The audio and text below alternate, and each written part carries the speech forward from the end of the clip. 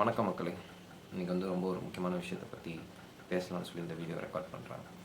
நம்ம திருவள்ளூர் டிஸ்ட்ரிக்டில் வந்து சூரஜ் அப்படிங்கிற ஒரு மைக்ரண்ட் லேபர், அதாவது ஒரு நார்த் இந்தியன் ஸ்டேட்லேருந்து தமிழ்நாட்டுக்கு வேலைக்கு வந்த ஒரு தொழிலாளி. இவரை வந்து ஒரு 4 பசங்க ட்ரெயினில் ஹராஸ் பண்ணியிருக்காங்க. கத்தி, அருவா அந்த மாதிரி வெப்பன்ஸ் எல்லாம் வச்சுக்கிட்டு. அந்த சூரஜ் வந்து ஒரு இடத்துல வந்து இறங்கி வெளியே போயிட்டார். சரி, அவரால் இதை வந்து ரிட்டாலியேட் பண்ண முடியல. He was helpless. ஆப்வியஸ்லி அவர் வந்து ஒரு வடக்கு மாநிலத்திலேருந்து வந்த ஒரு தொழிலாளி. அவருக்கு இங்கே எந்த பவரும் இருக்க போகிறதில்ல. வடக்கு மாநிலத்திலேருந்து வந்த தொழில் அதிபர்கள் போல கிடையாது. அவர் ஒரு தொழிலாளி, அவருக்கு எந்த பவரும் இல்லை. ஸோ இந்த 4 பசங்களை பார்த்து பயந்து இறங்கி போயிட்டார். துரத்திக்கிட்டு போய் அவரை ஃபிசிக்கலாக அசால்ட் பண்ணியிருக்காங்க.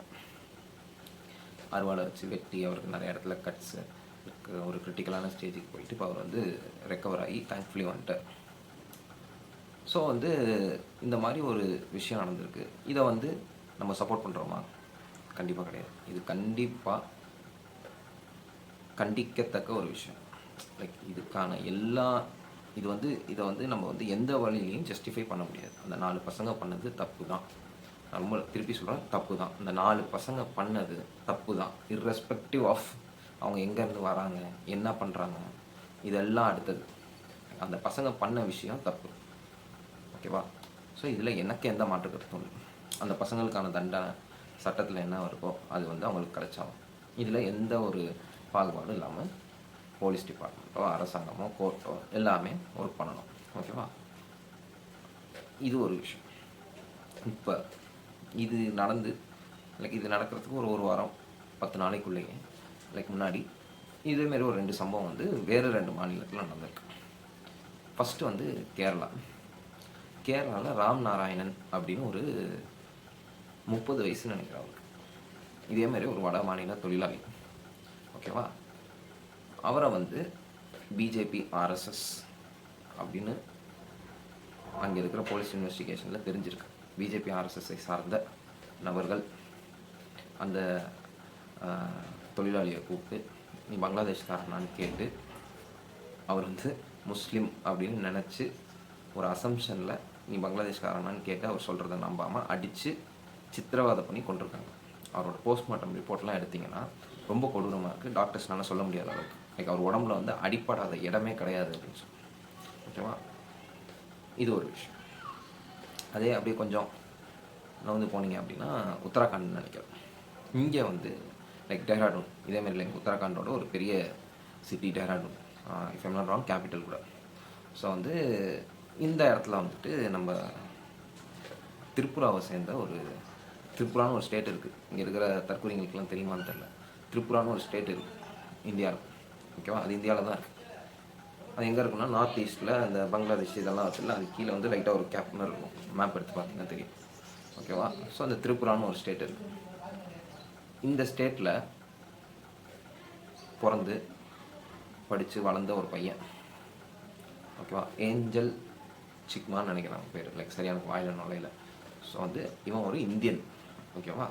அந்த பையன் இந்த டெஹ்ராடூனுக்கு படிக்க வந்திருக்கான்.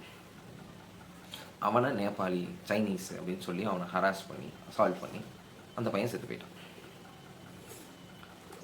இதை பண்ணது யார்? ஸோ இந்த மாதிரியான வைலன்ஸ் நடந்துக்கிட்டு தான் இருக்குது இந்தியா ஃபுல்லாகவுமே. ஓகேவா? இங்கேருந்து தமிழ்நாட்டிலேருந்து வேலைக்கு போகிற ஆட்கள் மேலேயும் நம்ம ஆந்திராவில் வந்து செம்மர கடத்தல் அது இதுன்னு சொல்லி போலீஸ் ப்ரூட்டாலிட்டியெல்லாம் நம்ம பார்த்துருக்கோம் இதுக்கு முன்னாடி. என்ன இதே மாதிரி நார்த் இந்தியன் ஸ்டேட்ஸுக்கு போனீங்கன்னா நீங்கள் உங்கள் தோல் கலரை பார்த்துட்டு கையை கூட கொடுக்க மாட்டான். உன் பேருக்கு பின்னாடி என்ன பேர் இருக்குன்னு பார்ப்பான். இல்லையா, ஐயோ நீ என்ன ஆளுன்னே தெரியாமல் அப்படி உனக்கு கை கொடுக்குறதுன்னு கை கொடுக்க மாட்டான். இந்த அளவுக்கான ஆட்கள் எல்லா இடத்துலையும் இருக்காங்க. ஓகேவா? ஸோ வந்து இதை வச்சுட்டு இப்போ இங்கே ஒரு அரசியல் நடக்குது. ஜஸ்டிஸ் ஃபார் சூரஜ் அப்படின்னா ஆப்வியஸாக justice for Suraj is must. I also say, நானும் சொல்கிறேன் ஜஸ்டிஸ் ஃபார் சூரஜ். ஆனால் இங்கே பல பேர் சூரஜை ஒரு கருவியாக யூஸ் பண்ண ஆரம்பிச்சிட்டாங்க இன்றைக்கி. அதில் பல இன்டென்ஷன்ஸ் இருக்குது. ஒன்று, இங்கே இருக்கிற டிஎம்கே கவர்மெண்ட்டுக்கு எகென்ஸ்டாக வந்து இங்கே வந்து ஒர்க்கர்ஸ்க்கு சேஃப்டி இல்லை, கஞ்சா பொருட்களோட புழக்கம் ஜாஸ்தி ஆயிடுச்சு, சட்ட ஒழுங்கு சரியில்லை, which I don't have any problem with. DMK criticise பண்ணுங்கள், அது ரூலிங் கவர்மெண்ட், பிகாஸ் அவங்க தான் ரெஸ்பான்சிபிள் இங்கே நடக்கிற சோஷியல் சிவில் இஷ்யூஸ் எல்லாத்துக்குமே. ஓகேவா?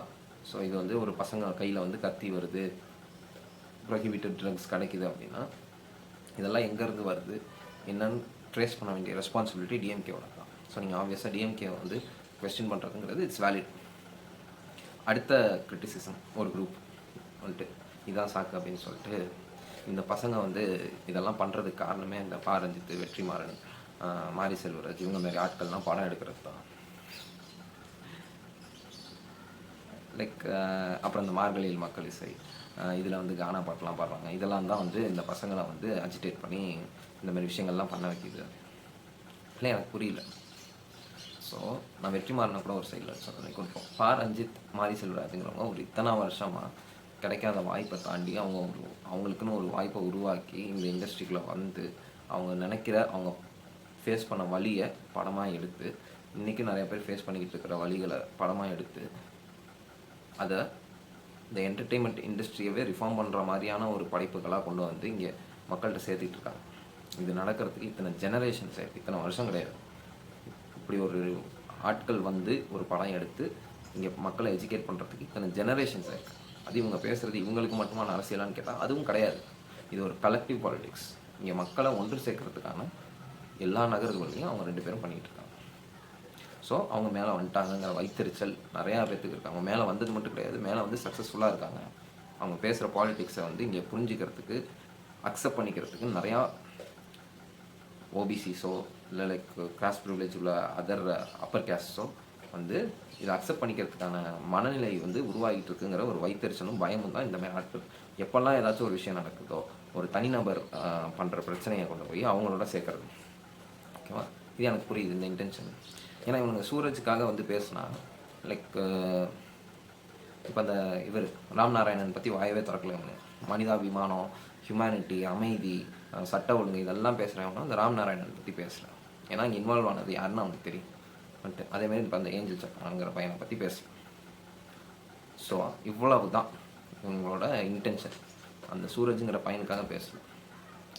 இவனுங்களோட மொத்த வன்மமும் இந்த லைக் பசங்க நார்த் மெட்ராஸில் இருக்கிறாங்களா, லைக் ஒரு தலையில் கலர் அடிச்சிருக்காங்களா, அவங்கள பார்த்தா இவங்க இந்த புள்ளிங்கோ, சாப்ரி அப்படிங்கிற ஒரு கேஸ்ட் ஸ்லர் டேர்ம்ஸை வச்சுக்கிட்டு அந்த வன்மத்தை மொத்தமாக இன்றைக்கி வந்து இந்த 4 பசங்க மூலியமாக கொட்டுறாங்க. இதுக்கு வந்து இத்தனை நாள் வாய்ப்பு கிடைக்காம இருந்துச்சு, நீங்கள் நடுவில் வந்துச்சு. ஆனால் கொஞ்ச நாள் முன்னாடி, ரொம்பலாம் இல்லை, லைக் இந்த வருஷம்தான், சுர்ஜித்னு ஒருத்தன் ஒரு ஐடி கம்பெனியில் வேலை பார்க்குற ஒரு இன்ஜினியர், கவின்னு ஒரு பையன், அவன் மூஞ்சியில் மிளகா பொடியை தூவி அவனை வெட்டி குத்தி கொண்டான். அப்போ இப்போ பேசுகிற எவ்வளவுமே இந்த பசங்களை வந்து சுட்டு கொல்லணும், காலை உடைக்கணும், கையை உடைக்கணும், இவனுங்கெல்லாம் வாழவே தகுதி இல்லாதவனுங்க, இவனுங்க வந்து நாட்டில் எதுக்கு இருக்கானுங்க, இவனுங்களை வந்து தூண்டி விடுறதே வந்து ரஞ்சித்து, மாரி செல்வராஜ் தான், திராவிட மாடல் தான், திராவிடத்தினால தான் இவனுங்க இப்படி இருக்கானுங்க இப்படின்லாம் பேசிக்கிட்டு இருக்கிற இந்த சங்கி கூட்டமாக இல்லை இந்த சாதி வெறி கூட்டம் இருக்குல்ல, அவனுக்கு டிஎம்கே ஏடிஎம்கேக்கும் சப்போர்ட் பண்ணுறவன் இதெல்லாம் பேசுவான். அவனுக்கு ஜாதி வெறி உள்ளே ஊறி போயிருக்கும். அவனுங்கெல்லாம் வந்து இன்றைக்கி வந்து அந்த பையன் சுர்ஜித்தை பற்றி பேசலை, எப்படி பேசினானுங்க, ஐயோ அந்த பையன் வந்து ஒரு அத்லீட்டு, இவன் வாழ்க்கையை போய் தொலைச்சிட்டான், எல்லாத்துக்கும் காரணம் இந்த காதல் தான், அந்த காதல் பண்ணாமல் இருந்தால் குடும்பம் எவ்வளோ நல்லா இருக்கும் அப்படின்னு அந்த பையனுக்கு முட்டு கொடுத்தாங்க. நீங்கள்லாம் வந்து என்ன பாரஞ்சித், மாரி செல்வதெல்லாம் இப்படி பேசிகிட்டு இருக்காங்களா? பண்ணது தப்புன்னு கண்டனம் தெரிவிச்சிருக்காங்க. யாரும் இதை ஜஸ்டிஃபை பண்ணல. ஆனால் நீங்கள் இந்த மாதிரி ஒவ்வொரு வாட்டி ஆணவ கொலை நடக்கலையும் நீங்கள் என்ன பண்ணுறீங்க? இன்னொருத்தர் ஜெயிலில் இருக்கார், அவருக்கு வந்து கட் அவுட் வச்சு ஃபயர் விட்ற ஒரு கும்பல் தான் நீங்கள். எங்கள் மாவீரரே, எங்கள் குல காவலரே அப்படின்னு சொல்லி ஃப்ளெக்ஸ் அடித்து, போஸ்டர் அடித்து, அவரை ஒரு பெரிய அப்படியே அவருக்கு ஒரு இன்ஸ்டாகிராமில் ரீல்ஸு இது அதுன்னு சொல்லி லைக் எப்படி சொல்ல அவரை செலிப்ரேட் பண்ணுறாங்க. அவனுங்க இன்றைக்கி வந்து இந்த பசங்களை வந்து கிரிட்டிசைஸ் பண்ணுறாங்க. நீங்கள் எல்லாம் எப்படி நீங்கள் வந்து பண்ணுற ஒரு அயோக்கியத்தனத்தை மறைக்க முடியும்னு எந்த நம்பிக்கையில் இவ்வளோ ஓப்பனாக பேசுகிறீங்க? இதனால் யார் இன்ஃப்ளூயன்ஸ் ஆகான்னு நினச்சிட்டு இருக்கீங்க? உன்ன மாரியே ஜாதி வரியை மட்டும்தான் இந்த உன்னோட இந்த ப்ரொபகண்டாக்கு லைக் போடுறது, கமெண்ட் போடுறது, உன்னை வந்து பெரிய ஆளாக திருப்பி பார்க்குறது. வெளியில் இருக்க எவனும் ஒரு கொஞ்சம் பொது அறிவு இருக்கிறவங்க கூட உன்னை வந்து நம்ப மாட்டான். நீ வந்து உடனே இந்த பசங்களை வந்து நீங்கள் நிற்க வச்சு சுடணும், காலை உடைக்கணும், இவங்களால தான் அவங்களால தான் வந்துட்டு இப்படி அப்படின்னு சொல்லி நீ வந்து இது பண்ணிருக்க. எந்த வழியில் நீங்கள் வந்து அந்த சூரஜுங்கிற பையனுக்காக பேசுறீங்கன்னு எனக்கு இப்போ வரைக்கும் புரியல. இது வந்து ஒரு லைக் ஒரு சமுதாயத்து மேலே இருக்கிற ஒரு ஹேட்ரட், லைக் ஒரு வெறுப்பை தான் நீங்கள் கக்கிட்டு இருக்கீங்க. இதில் எந்த விதத்துலையும் அந்த சூரஜுங்கிற பையனுக்கு எந்த ஆதாயமும் கிடையாது. இத்தனை நாள் முன்னாடி இந்த பரிதாபங்களில் வீடியோ வடக்கு பாவங்கள்னு போட்டு அந்த அப்போ வந்து அங்கேருந்து மைக்ரேட் ஆகி வர இங்கே தொழிலாளிகளாக அவ்வளோ அசிங்கமாக சித்தரித்து அவ்வளோ வந்து ஒரு நக்கலாக நையாண்டி பண்ணி அவங்கள வந்து அவனுங்களுக்கு வந்து ஒரு அறிவே கிடையாது, அவனுங்க வந்து வாழவே தகுதி இல்லாதவங்கிற மாதிரி தான் அந்த ஜோக்கு எல்லாமே இருக்கும். அவனுங்க அட் எண்ட் ஆஃப் த டே ஒரு உழைக்கிற வர்க்கம், அவங்களுக்கு அங்கே அவனுங்க ஊரில் சேஃப்டியும் இல்லை, ஆப்பர்ச்சுனிட்டியும் இல்லைன்னு சொல்லி இங்கே வேலைக்கு வந்தவங்கள தின நாளாக வடக்குன்னு சொல்லி நீங்கள் வந்து கிண்டல் அடிச்சிருக்கீங்க. அது அந்த மாதிரி வீடியோலாம் ஷேர் பண்ணி ஃபயர் விட்டுருப்பான். இப்போ வந்து பாரஞ்சித்தையும் மாரி செல்வராஜையும் நீங்கள் குறை சொல்கிறீங்க. பாரஞ்சித்து ப்ளூ ஸ்டார்னு ஒரு படத்தை ப்ரொடியூஸ் பண்ணார். அந்த படத்தில் இதேமாரி தான், இதே நார்த் மெட்ராஸ் பசங்க தான் வந்துட்டு அரக்கோணத்துலேருந்து சென்னைக்குள்ளே வருவானுங்க, லைக் இங்கே சேப்பாக்கத்துக்கு வருவானுங்க ஒரு மேக்கோ ஏதோ ஒன்று வாங்குறதுக்கு. அப்போ வந்து வெளியில் ஸ்டேடியமில் வேலை பார்க்குற வாட்ச்மேன் வந்து நார்த் இந்தியன்.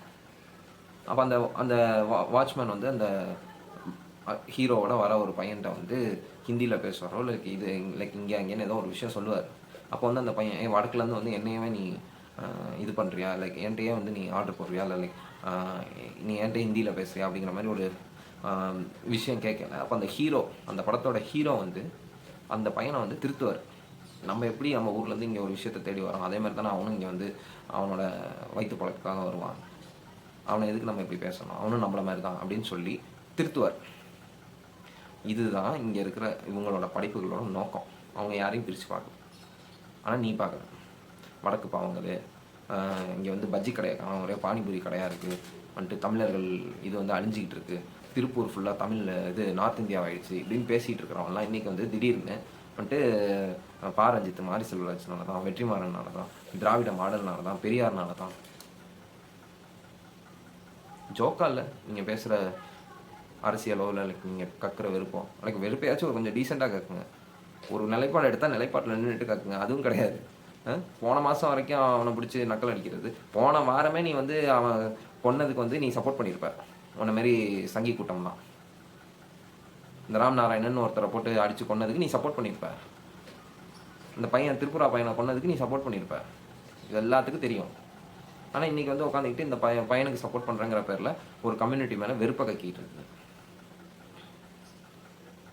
இதனால் யாருக்கும் எந்த யூஸும் கிடையாதுப்பா.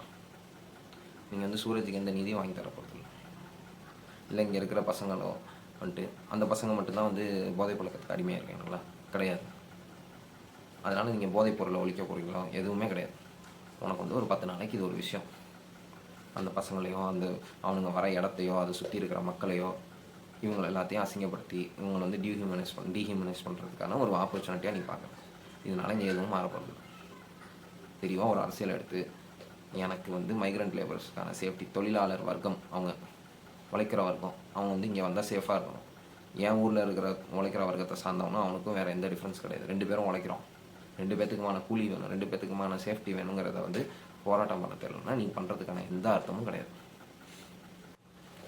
தமிழ்நாட்டுக்கு வேலைக்கு வர தொழிலாளர்கள் இவங்களுக்கான சில விஷயங்களை கவர்மெண்ட் என்ஷூர் பண்ணணும்.